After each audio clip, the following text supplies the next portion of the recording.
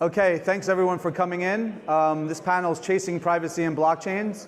So what I'm going to do from my left is allow everyone to introduce themselves and the projects they're working on and how they're using privacy in the projects they're working on. Good morning. I'm Mark Smith, the CEO and co-founder of Symbiont. For those of you who don't know who we are, Symbiont is a novel and purpose-built platform utilizing blockchain and smart contracts to address issues in financial markets. So as you can imagine, in a highly confidential and secure environment as financial markets, we utilize different types of privacy solutions in our platform in order to be able to allow our customers to remain compliant and protect confidential information. Hello, my name is Zuko. I'm the CEO of the Zcash company, and we do both open cryptocurrency and enterprise blockchain. For the open cryptocurrency, we have deployed the software for an open cryptocurrency named Zcash last fall, and it's now a live open blockchain that anyone in the world can connect to and build on top of without permission. And on the enterprise side, we are applying the same technology to enterprise blockchains, and this morning we just announced our first enterprise customer, which is JP Morgan. Congratulations on that. Well done. Hi, I'm Andrew Polstra. I'm a researcher at Blockstream doing research into privacy technologies for public blockchains. So over the last couple of years, I've worked on a lot of things related to hiding information while still making it verifiable that the information was created correctly. So a first example of this was confidential transactions, which is something Greg Maxwell, myself, Peter Willa, and a few others published, which allows the creation of Bitcoin transactions or Bitcoin-like transactions where all of the amounts are hidden, but the fact that the input amounts equals the output amounts is hidden. It's hidden, but you can still prove that everything adds up. So extending that, I've created a version of this which supports multiple assets, where you can see that every asset type adds up within the transaction, but you can no longer see which assets are what. Leading from that, I've been involved with a new research project called Mimblewimble, which is sort of a public, anonymously sourced technology designed to really hide the transaction graph information in a Bitcoin-like system. And then from there, this spawned yet another research project called Scriptless Scripts, which is my main focus lately, which is about creating basically smart contracts where the outcome of the smart contract is encoded in a digital signature, such that anybody can verify the contract was executed properly without knowing what the contract was or anything about it. So it's very fast to verify because there's no information to verify, but the people who make the transaction make sure that it could only have been made by proper execution. Wow. Great. Fantastic. There'll be a quiz after this to make sure you really understood what he said. I'm going to fail that quiz. Nice transition from super casual to an empty suit. My name is Prakash Santana. I co-lead the Deloitte blockchain cryptocurrency community, focusing on the risk aspects of blockchain. So a lot of people are trying to build prototypes and potentially implement in production, but what we are focusing on is to educate them on all the risk issues surrounding a blockchain implementation. Standard issues, what's unique about blockchain, what are the other things that they should be focused on, especially smart contracts related issues. So that's what we're here to talk about. I'm happy to be part of this panel in addressing privacy issues on blockchain. Hello, I'm Ann Walwork. I am Senior Counselor for Strategic Policy in the U.S. Department of the Treasury's Office for Terrorist Financing and Financial Crimes. Our office is charged with identifying risks in the financial sector with respect to money laundering, terrorist financing, and the financing of the proliferation of weapons of mass destruction, and developing strategies to address those risks. We are a policy shop. We are not the regulator. And my particular focus is on new and emerging technologies, their benefits as well as their risks, and some people's privacy or other people's anonymity. So we will be discussing those issues, I think, in this panel. When one's talking about risks of illicit acts in the financial sector, the issue of proper identification and verification, record keeping, transaction reporting where something is suspicious with respect to money laundering or terrorist financing is very much at the forefront of our concern as well as the regulators' concern. I must interrupt myself and say that everything I say reflects my personal views and does not necessarily reflect the views of the Department of the Treasury or its components. Thank you. And that goes for what I just said as well. For all the lawyers in the room. Yeah. Thank you all. I'm George Seman, and I'll be moderating the panel. So we should probably just get into it since time is ticking down. So the whole point of this panel is that privacy has become a major issue, whether you're dealing with public blockchains or private blockchains that banks are implementing. Confidentiality is a thing, and that's one of the key architectural design concepts that everyone is employing on blockchains. So I'd like to start with a question to you, Prakash. What are the issues and challenges to privacy preservation on a blockchain? Yeah. Thanks, George. And this could be answered by anyone else after he puts his answer in. Good. So privacy is a double-edged sword, as Ann mentioned. More privacy you have, less anonymity, and there's going to be a conflict. But if you look at privacy itself, there are several aspects to privacy. The first one is, of course, transaction privacy. Unlike in the Bitcoin blockchain where everything is in the clear, how do you obfuscate data? Could you make that encrypted so people can't see what's in the ledger? That's the first part. The second part is metadata privacy. So if you know what law enforcement does today to track pseudonymous addresses on the Bitcoin blockchain, they use graph theoretic techniques and clustering analyses to identify groups of public addresses and then link them to an individual or an entity. So metadata privacy becomes extremely important, especially on a private chain, because if entities are forming together consortiums and are trading with each other, then metadata information will be used to track who's doing what and what's the flow going to a particular entity. So we need to make sure that privacy components guard even that aspect of it. So that's the second part. The third part is smart contracts privacy. So smart contracts, when they're executed, it executes on every node. So the key question is, how do you prevent parties from knowing what the inputs and the outputs going into a contract, and therefore using that data to figure out who's actually doing these transactions? So that's another aspect. The last aspect, which is related to privacy, I qualify that, but it is involved in privacy as well, is the right to forget. So as an example, if somebody changes their name and gender, and that information before they change their name and gender is on the blockchain, going forward, none of the contracts should be accessing that data, because that becomes a privacy issue. So there are lots of different aspects to privacy. Of course, there are tools being developed in the market today. For example, Zcash, to prevent using zero-knowledge proof, to prevent privacy tracking even and obfuscating even pseudonymous addresses. And Zuko is probably better positioned to explain that. And then, of course, Hawk.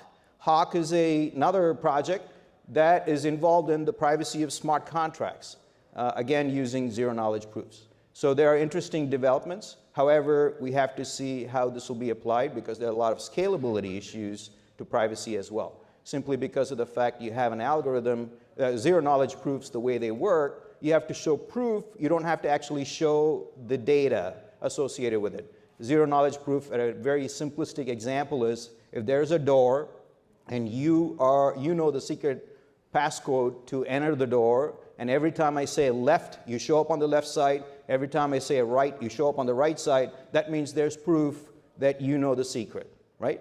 So obviously, as a simple example, I'm simplifying this example. So obviously, there's work to be done to prove that you have the secret associated with it, and creating the proof obviously costs time. Sometimes it takes up to a minute. So when you start to throw in all these privacy protocols onto a blockchain, the throughput starts to drop dramatically. So there are scalability issues associated with it. Lastly, privacy is all, if you encrypt the data, obviously it's protected by your private key. So what happens if you lose that private key? What happens if it's stolen? There's still some unanswered questions in terms of how to address privacy. So let me stop there. And Yeah, return back. Prakash, thanks. That leads right into my next question, and I'd like for Andrew and Zuko to answer this one. It's about that sweet spot of privacy and usability. Like, so if you make it too private, it becomes hard to use. It becomes not very scalable, right? So how do you, when you're designing it, think about that, and where do you really see the sweet spot between those two things? What I think is the scalability is a technological problem that we're making pretty good progress on. The underlying mathematics behind Zcash is only about 3 or 4 years old, and that's a pretty short time frame to deploy a real product. And we and others already have many ideas about improved performance and efficiency and scalability. But the usability problem is not something that technologists can just make progress on in their math labs.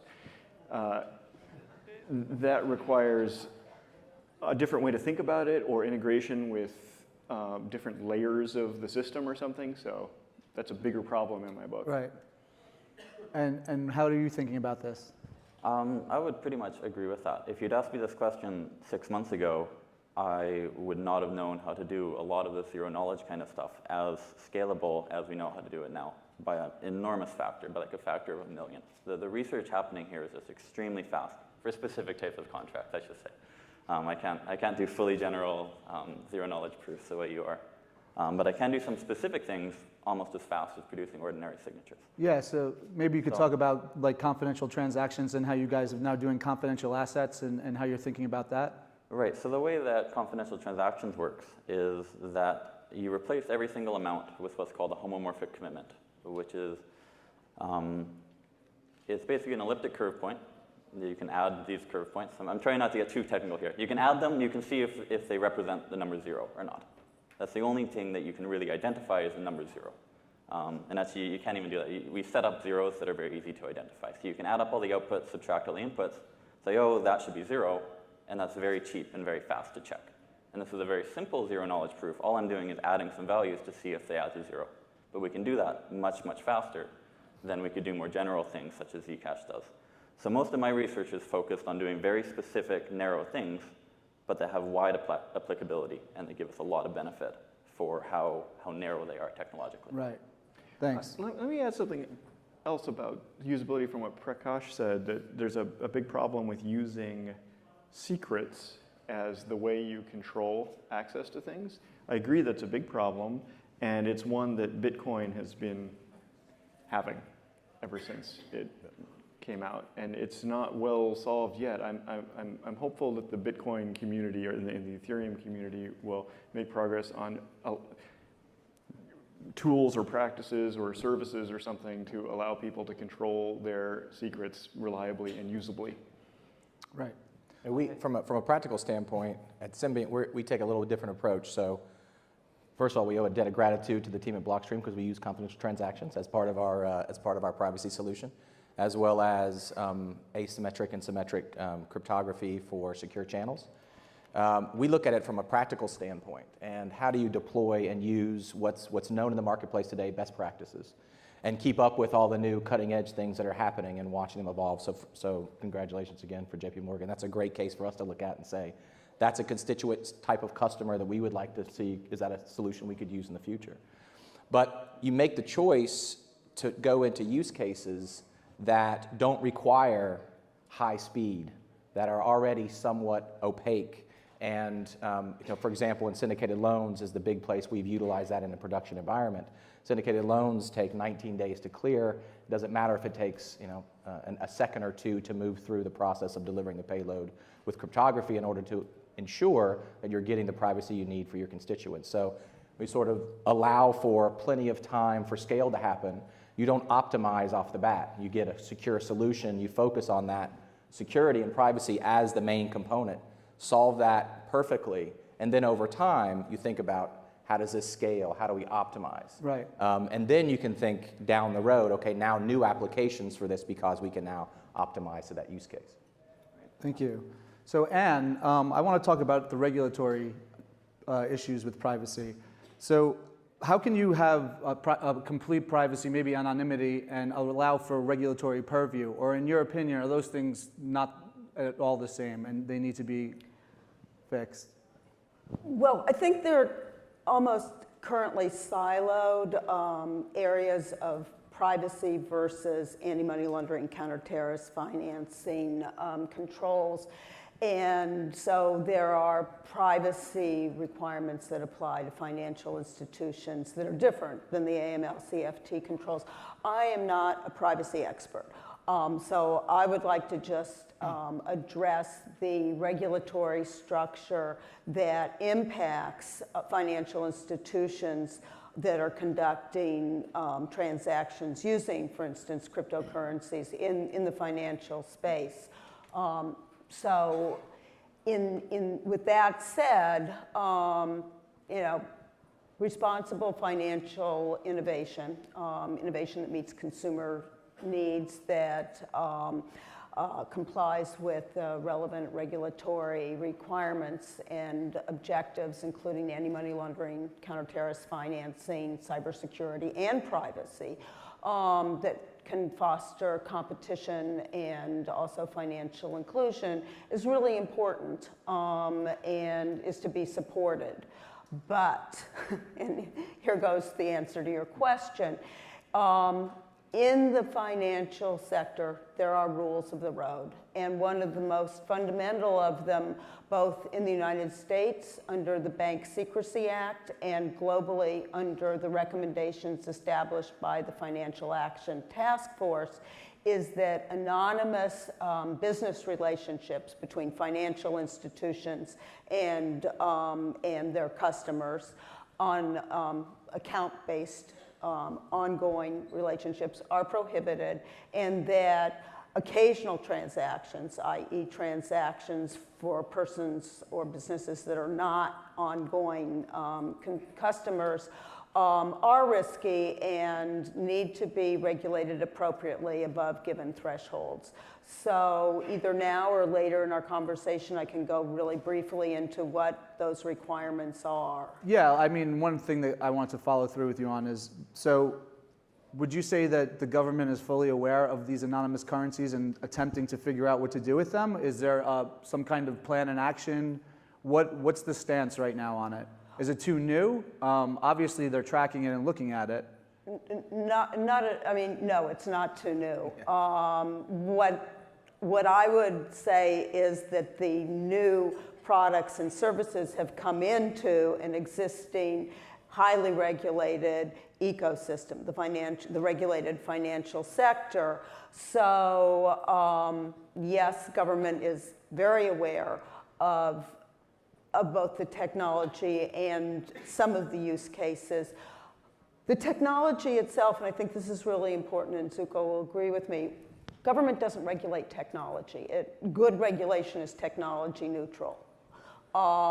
It also, in the financial sector, with the exception of prohibitions on sanctions on terrorist financing, there's a list established partly under the UN and then partly under national legal frameworks of individuals and entities with whom it is prohibited to engage in financial transactions.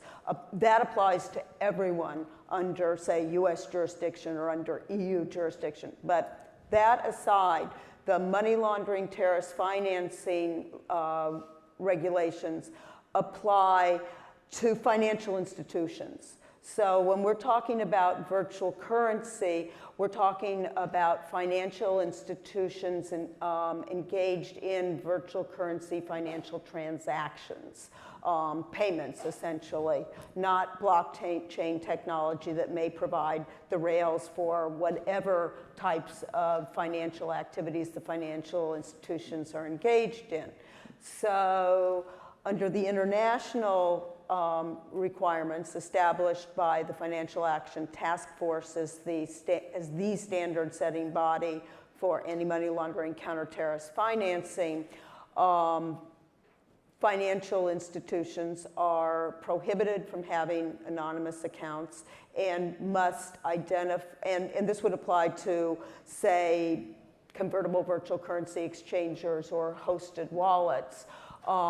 They must identify their customers at a zero threshold if it's an account-based relationship, an ongoing relationship, or for cross-border at greater than 1,000 for occasional transactions that are wire transactions. And in the virtual currency space, pretty much every transaction would qualify as a wire transaction because it's defined as, that wasn't peer-to-peer. It's defined as a transaction that is originated at a financial institution with the idea of providing value at another financial institution, the beneficiary financial institution, for a beneficiary, and that beneficiary can be either the originator or another person. So basically any flow of funds in the virtual currency space between financial institutions would be regulated.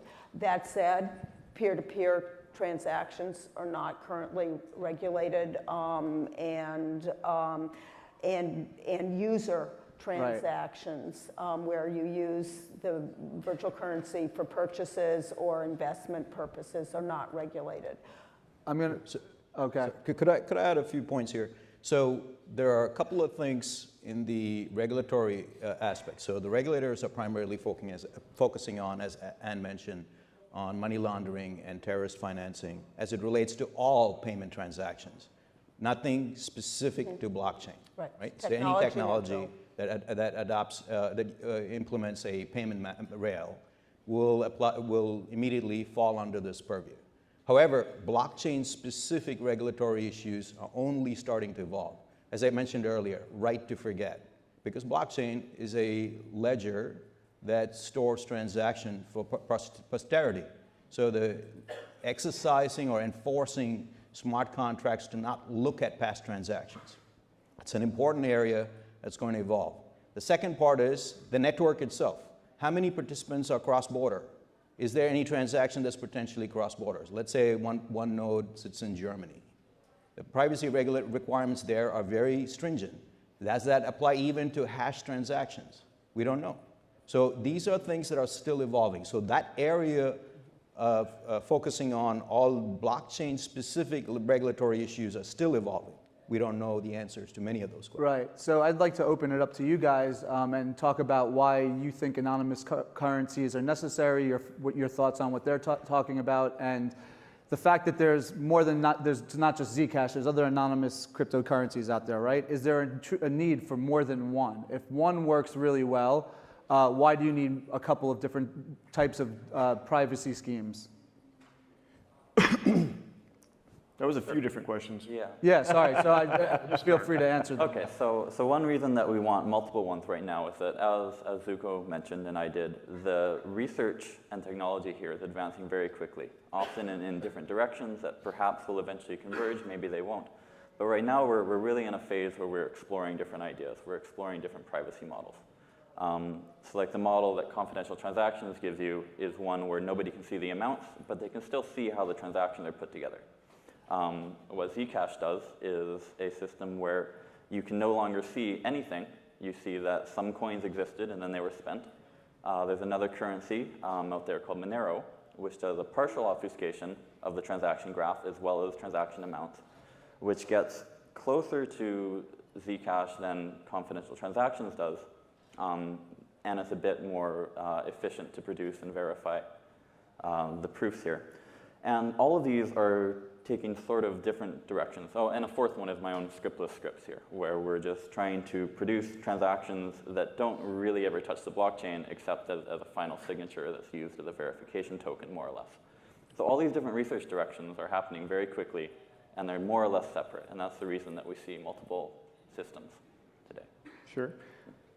You asked what's the use or something of private? Well, just from your vantage point or viewpoint, the philosophy behind why you wanted to make Zcash. Okay. We started the Zcash project at a time when Bitcoin was almost the only real cryptocurrency. And there were others, but Bitcoin was the only important one. And it seemed to me that Bitcoin was a dramatic departure from the traditional management of privacy and security in our society, and that we should be able to do better. The uses of privacy in payment systems include business primarily. We found out right away when we started the Zcash project that we get a lot of positive feedback from private individuals who just say, privacy is important to me, privacy is part of my life, it's part of my family, it's part of my political activities, and at the same time we got even more positive feedback from businesses who said, we want to use cryptocurrencies, we want to use blockchain, but we can't until it has this kind of data security. Got it. And Mark, maybe you could tell us about some of the use cases that you're looking at from a privacy perspective, how you're using the confidential transactions and what for? Sure. It's actually kind of enlightening sitting up here because day to day you think, wow, we've chosen such a difficult path, institutions, highly regulated, we have to deal with, but we don't have to deal with anonymity. And I think that gives us a little bit of a leeway versus how stringent the anonymity problem is in a permissionless environment. All of our deployments are permissioned environments, so we operate isolated networks for specific use cases and a general network for to propagate different types of smart contracts that may call one another from different use cases. But in every case, the operators of the network are responsible for all the traditional AML, KYC regulatory pieces, and there's always an account off the ledger that is connected to the pseudonym on the ledger. So we're really talking about pseudonymous transactions from our world and not anonymous transactions. And then we can borrow from and learn from the harder use cases, which are going on right now here, and then utilize those different solutions. So, for example, we use confidential transactions exactly as defined from Blockstream, where we have multiple counterparties entering into a transaction with one another, and each of them needs to know certain pieces of those transactions, but not all the data is shared amongst each of them. So we use confidential transactions to obfuscate that information, but still allow for a chain of custody to exist, for the log or the ledger layer to be able to attest to the provenance and allow for each of the nodes to properly execute the terms of that particular smart security or smart instrument that's happening. So we're doing it now in syndicated loans, as we pointed out. We're doing it in private equity, where you are creating new corporations, and those corporations need to be able to share data about transactions with certain investors and not others, but also to be able to allow for regulators to sit on these different networks and do real-time surveillance. And we're talking about now proactive regulation. So the idea of taking algorithms that sit on top of the ledger and consume the data and look for patterns that could be troubling. Those patterns present themselves through the chain of custody without actually having to know the details of the transaction. And then a regulator can reach out and say, hey, this block of transactions, I'm interested in drilling into them. What's the identity, or how do I find out the identity of these 4 actors? And then we can say, go to this bank or go to this government who is running this network, and they can connect that pseudonym to that account that's been set up and gone through the traditional AML KYC, and then go through dispute resolution as you would, except for with much better data, because you can now have the cryptographic key to then unlock all the secrets and see the data live as a regulator. Can I just respond with a couple of points? And that is, you mentioned like government surveillance as if it were the government's responsibility to identify the suspicious transactions. Whereas in point of fact, under the current regulatory structure, the obligation lies on the financial institutions to conduct monitoring of transactions and identify the suspicious ones and report those. There are reporting obligations as well. But I do think you point to one of the potential benefits of distributed ledger technology and big data, assuming that the countervailing privacy constraints don't prevent the visibility into that by financial institutions, and that is that it, and speaking personally, it can very much be moving us into a new generation of RegTech, where it's not just supporting the compliance functions of financial institutions, but also changing the way potentially regulators can conduct their own supervision and examination. So I think there's a lot of promise there. I would be remiss if, when we're talking about privacy as one objective, I didn't, sitting where I sit, say that the prohibition on anonymity and the information that's required for transactions above a given threshold serves very important values I think we all hopefully would agree with, including those individuals who, and privacy advocates for whom privacy is really a critical value. And the other values are protecting the global financial system from abuse and preventing cyber criminals who right now with WannaCry, the currency that was requested for the ransomware payments was Bitcoin. It wasn't a fiat currency, and it points to the need for global regulation. But it's not just, and for cyber criminals, Bitcoin is the currency of choice. The same is true for other illicit actors who are selling, things like, well, if I could just continue, things like child pornography, et cetera, on the dark market. So Right. I think that the idea behind these regulatory requirements is to prevent bad actors from abusing the financial system, including new technologies, but also to enable law enforcement to investigate and track. Right.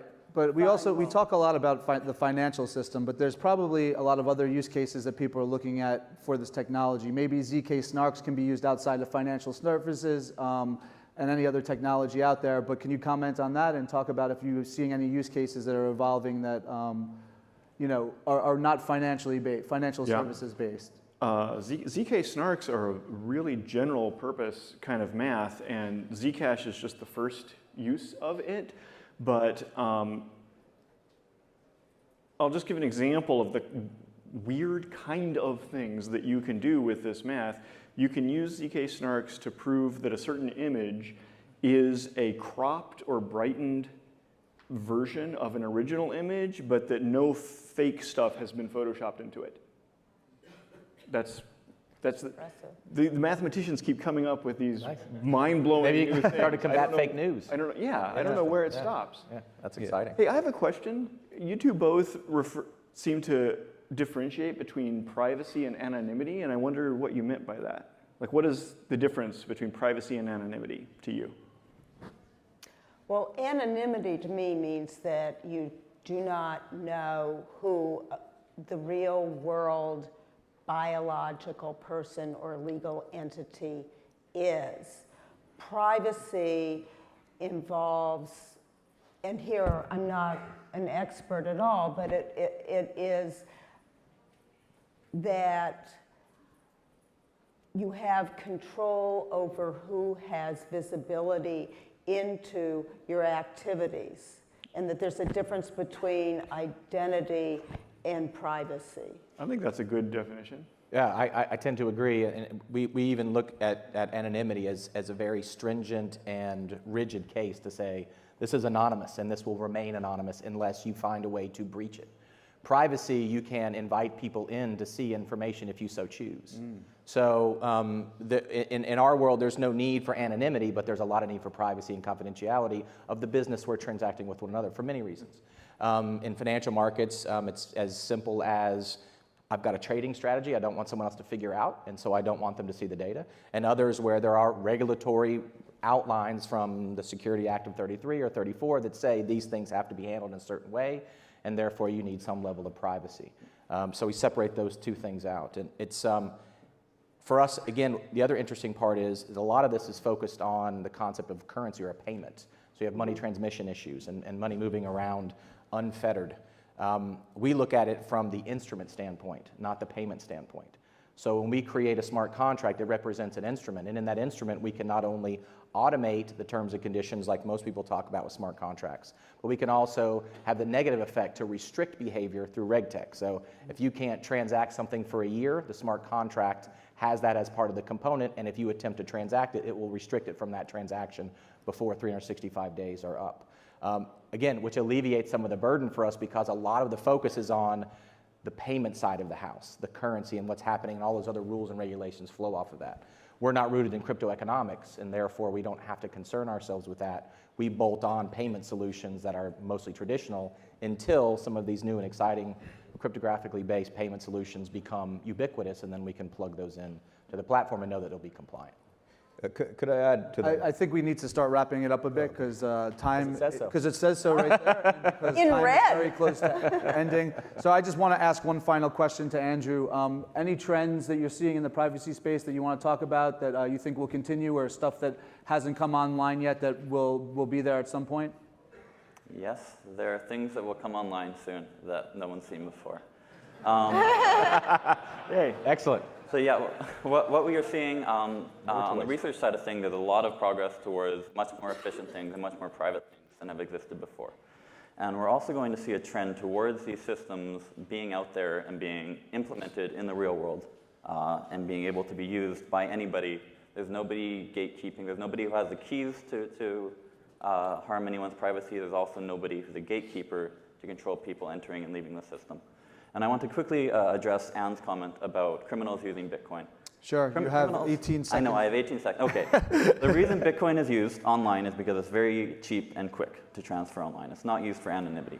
If you're in a criminal industry, they're very high margin industries, you can afford to anonymously transact. And you do this by laundering money, which is a very, I don't want to go into too much detail about how to do this. It's very expensive, and it's much easier to do with cash than with Bitcoin because Bitcoin is online. And I worry, okay, I'm being cut off, but I worry about harming privacy on the transaction layer in a system where anybody can come and go, because you can always layer auditability on top of a system that is private. You cannot layer privacy on top of a system that's inherently non-private. Thank you. Awesome panel. Thanks a lot, guys. Appreciate it. Good job.